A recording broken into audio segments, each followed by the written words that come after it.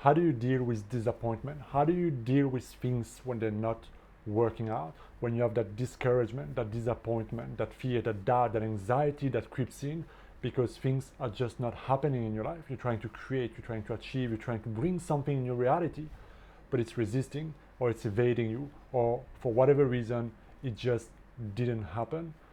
Those are the moments that can be really difficult, really annoying, that can really break and affect our confidence, our motivation, our persistence, our determination, even our faith in wanting to create what we want.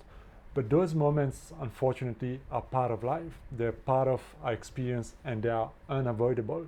And as much as we want to avoid those, right, and we just want to create a perfect world where we don't have to deal with anything like this, we have to learn to deal with disappointment, with discouragement, with fear, with anxiety, and with working out with a lot of people. I can tell you that often, very often, people don't have healthy strategies to deal with this type of situation. When stress goes up, when anxiety kicks in, when disappointment sets in, they revert back to the unhealthy ways they used to cope. They overeat, they binge, they distract themselves, they go into that denial mode, or they just go into that victim consciousness mentality, and it creates that story, creates that loop, and it takes them right back into that disempowered state, feeling powerless, feeling helpless, feeling it's never gonna work out for me.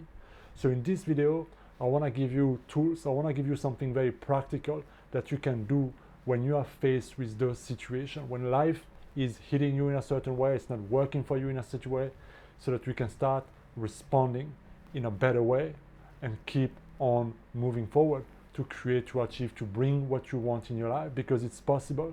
We've all experienced moments that we thought, wow, that's the worst thing that could have ever happened, and somehow we turn it into the best thing that could have ever happened, and then we kind of like grateful that it happened.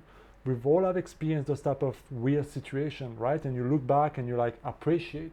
But what if we could do the same with every adversity? Because there's a famous quote that said that in every adversity there is a seed of equal opportunity. Unfortunately, is that a lot of people don't know how to find or how to pivot their mind to find that opportunity in every adversity.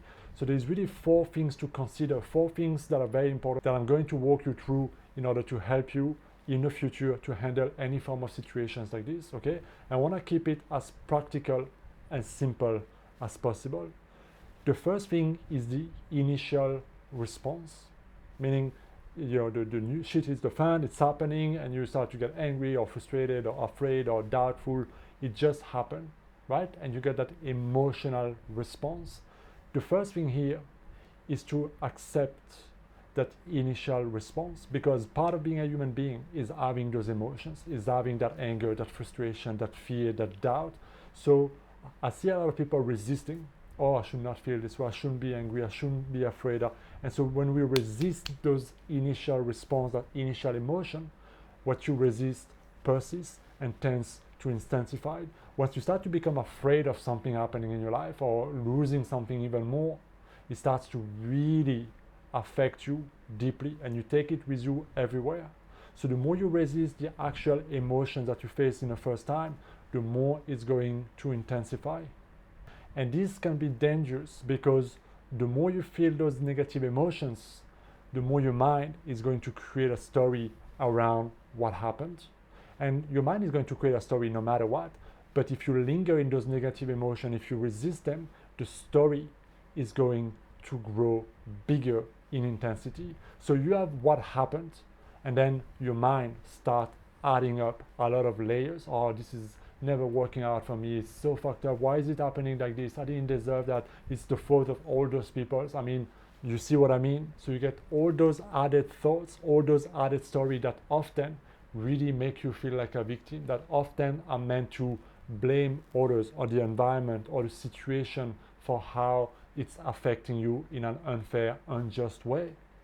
And so when you start to go into that victim mode, feeling helpless, powerless, discouraged, it is one of the deepest pitfalls, because if you remain there long enough, you can actually build a deep, dark corner for yourself, enough to make you quit, to make you renounce, to completely lose track of what you wanted to do and completely give up and settle for something else.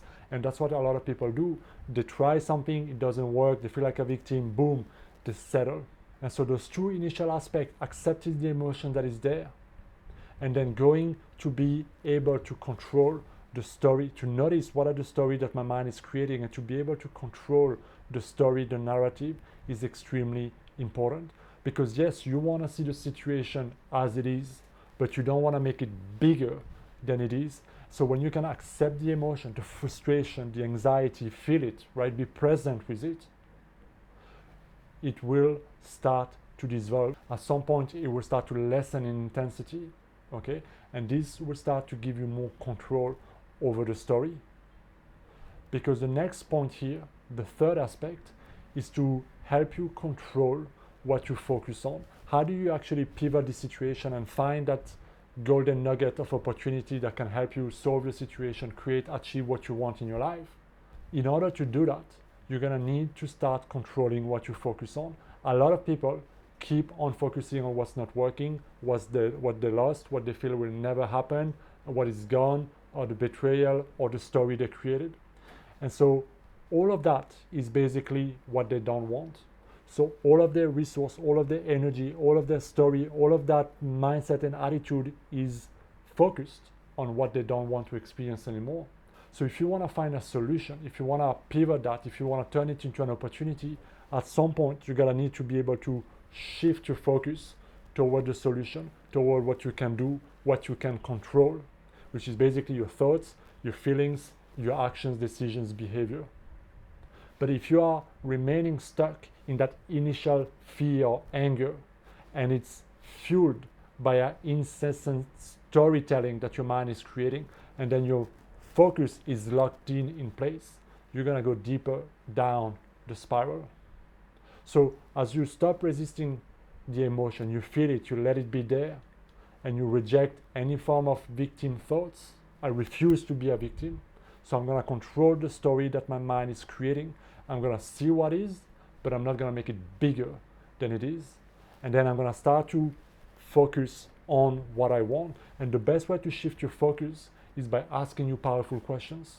Okay, what is it that I can do in this situation? What's available to me? How can I turn this around? What's present? How do I make something happen out of this? All of those type of questions shift your focus because they're pushing you to think, because they're pushing your mind to adapt, to grow, and to start paying attention at different things in your experience. Because what is bad is always available. What's not working is always available. But equally, what is working and what is present and what is available is also always available. There's two mantras that I live by when shit hits the fan, when things are not working. And those two mantras really help me control the story and help me reshift my focus. And those two mantras are this. The first one is everything is always working out for me, and this is going to work itself. Everything's always working out for me, and this is going to work itself. The second one is that if this doesn't work out, something 10 times better will come in. If this doesn't work out, something 10 times better will come in. So the presupposition in that sentence, in that story that I hammer in my mind over and over and over again is that I create and direct my attention, my focus on those two mantras, because both of them presuppose that something good will come out of this, even though I have absolutely no idea of what that might look like at that point. And even though I might still feel frustrated, still feel a bit anxious, but I controlled my attention and my story to start leading me there. Which brings me to the fourth point, which is fear and faith. There's only two paths you can go when things are not working out. You can either go down the path of fear. It's never gonna work out for me. It's over. I lost. Life is so unfair. It's so fucked up. Nothing is working out for me. Why did I do to deserve this type of thing? So we go down the victim blaming mentality, or we start to attack and we start to become the bully in that ego game. Yeah. But all of that is through the lens of fear, of what you feel like you lost, what you never have, or what you have less of. So the only option there you have is faith. And faith and fear both require you to believe something that you don't know about the future. So fear asks you to believe that something bad is going to happen, that it's over. So you buy in that hypothetical future that makes you feel like, bad. But faith is the opposite. It's the belief that you buy that this is going to work itself out and something good is going to take its place and I'm going to make it no matter what.